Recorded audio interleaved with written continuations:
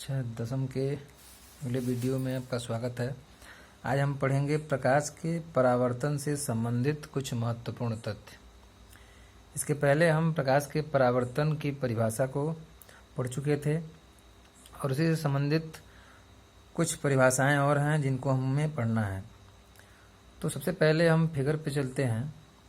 मान लीजिए यह कोई दर्पण है, इसको हमने नॉमिनेट किया है mn से। mn कोई दर्पण है और यह दर्पण पर इस दर्पण पर एक प्रकाश किरण डाली जा रही है जो AP है।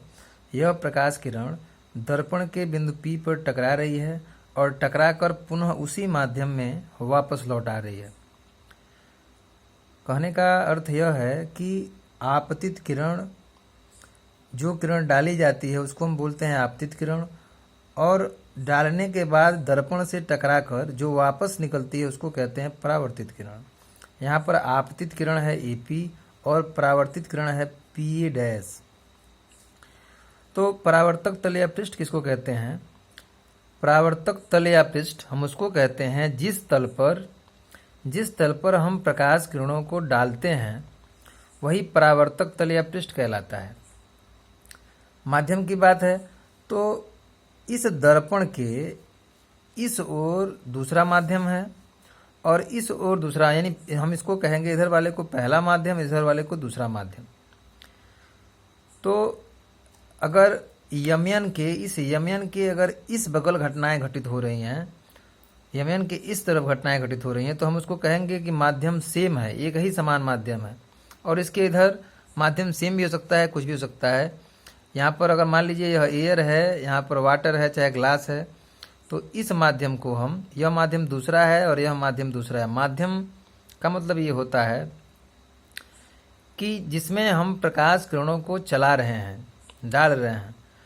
माध्यम की विभिन्नता माध्यम के कोणों के डेंसिटी पर निर्भर करती है, उसका घनत्व कैसा है। जिस माध्यम के अणुओं का घनत्व जितना ही ज़्यादा होगा वह माध्यम उतना ही सघन होगा, और जिस माध्यम में अणु थोड़ा दूर दूर रहेंगे वह माध्यम विरल माध्यम होता है। तो यह है एक दर्पण और इस दर्पण पर यह किरण AP डाली जा रही है। कोई भी किरण दर्पण के जिस बिंदु पर टकराती है उस बिंदु को हम कहते हैं आपतन बिंदु। यानी कि यह जो किरण जा रही है यह बिंदु P पर टकराई है, दर्पण ये आपका mn है और इस mn के बिंदु P पर टकराई है, इसलिए यह P बिंदु कहलाएगा आपतन बिंदु। जिस किरण को हमने डाला है वह आपतित किरण, और टकराने के बाद जो किरण बाहर निकल रही है उसको हम बोलते हैं परावर्तित किरण। इसको हम इंसिडेंट रे और इसको बोलते हैं रिफ्लेक्टेड रे। और जिस पॉइंट पर टकराती है उस पॉइंट को बोलते हैं पॉइंट ऑफ इंसिडेंट, यानी यही है आपतन बिंदु। अब आपतन बिंदु पर जब हम इस दर्पण के साथ, दर्पण हमारा है mn, इस mn के साथ इस आपतन बिंदु पर जब 90 अंश का कोण बनाती हुई कोई रेखा खड़ी कर देते हैं तो इसका नाम हो जाता है अभिलंब। इसी चीज़ को हमको समझना है। तो आपतित किरण इसको बोलते हैं इंसिडेंट रे। तो आपतित किरण की परिभाषा क्या बनेगी?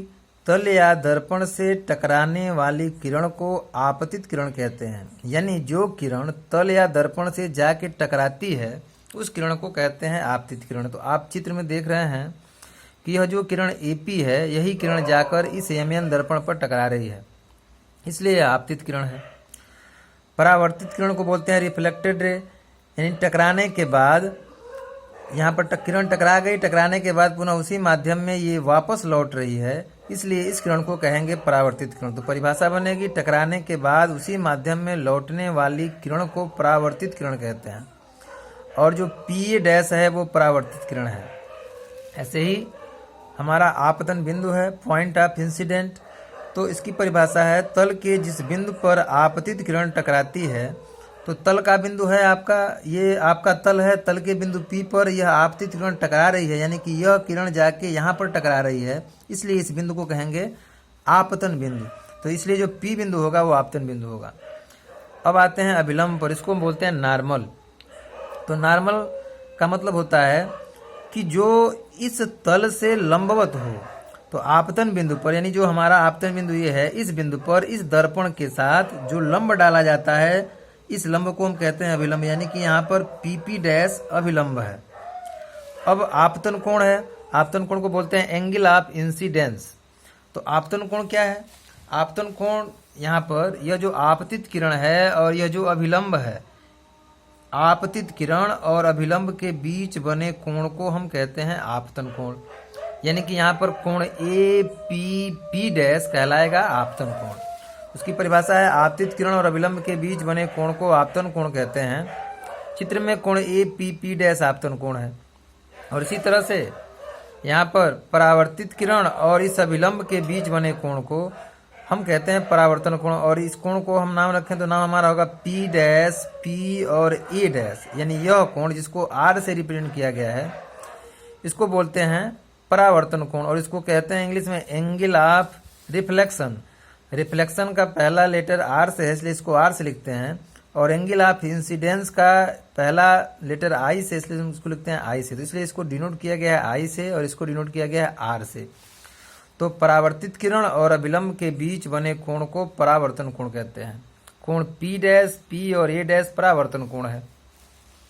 तो इस तरह से यहाँ पर दर्पण से संबंधित कुछ परिभाषाएं थीं जिनको हमें जानना बेहद जरूरी है, और उसको जानने के लिए हम यहाँ चित्र के माध्यम से समझते हैं।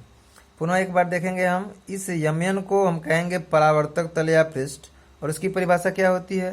कोई भी किरण जिस तल से टकराती है उसी तल को बोलते हैं परावर्तक तल या पृष्ठ। आपतित किरण क्या है? जिस किरण को हम इस तल पर डालते हैं वह कहलाती है आपतित किरण, और डालने के बाद जो किरण टकराकर वापस निकलती है उसको बोलते हैं परावर्तित किरण। और जिस बिंदु पर किरण डाली गई है उस बिंदु को कहते हैं आपतन बिंदु। और इस आपतन बिंदु पर इस दर्पण के साथ खींचा गया लंब अभिलंब कहलाता है। आपतित किरण और इस अभिलंब के बीच बने कोण को आपतन कोण, अभिलंब और परावर्तित किरण के बीच बने कोण को परावर्तन कोण कहते हैं। तो ये था परिभाषा। अब परावर्तन के नियम होते हैं। Laws of reflection, laws of reflection, परावर्तन के नियम। परावर्तन के नियम, परावर्तन के नियम हैं। इसका पहला नियम है, इसके मुख्यतः दो नियम होते हैं। पहला नियम है कि आपतित किरण, परावर्तित किरण और अभिलंब तीनों एक ही तल में होते हैं। आपतित किरण, आपतित किरण, परावर्तित किरण तथा अभिलंब तीनों एक ही तल में होते हैं। और इस तल को आपतन, इस तल को आपतन तल कहते हैं। यानी यहाँ पर आपतित किरण, यह आपतन बिंदु, और परावर्तित किरण यानी पहला ये आपतित किरण, दूसरा ये आपतन बिंदु और तीसरा ये परावर्तित किरण, ये तीनों के तीनों एक ही तल में होंगे। यानी कि ये आप देख रहे हैं केवल एक ही तल में है, इसी तल में है। तो ये पहला नियम है। दूसरा नियम इसका ये है कि दूसरा नियम है कि आपतन कोण और परावर्तन कोण आपस में बराबर होते हैं। आपतन कोण तथा परावर्तन कोण आपस में बराबर होते हैं।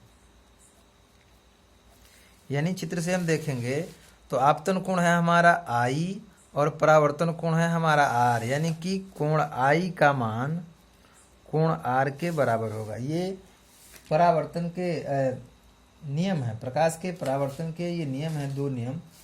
और इन दोनों नियमों में पहला नियम है आपतित किरण, परावर्तित किरण और अभिलंब ये तीनों के तीनों एक ही तल में होंगे। और दूसरा नियम ये है कि आपतन कोण और परावर्तन कोण सदैव आपस में बराबर होंगे, यानी इनकी वैल्यू सदैव आपस में बराबर होगी।